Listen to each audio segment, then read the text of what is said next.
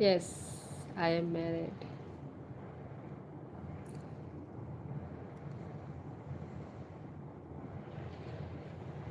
Cute husband শুয়ে আছে,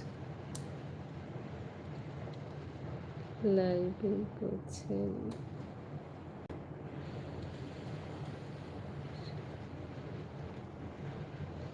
আমার লাইভে আসতে আসতে কোনো টাইম নেই, কারণ আমি অফিস থেকে এসে ভিডিও শ্যুট করে খাওয়া দাওয়া করে বসতে বসতে 12টা হয়, কোনো দিন 11:30টাও হয়।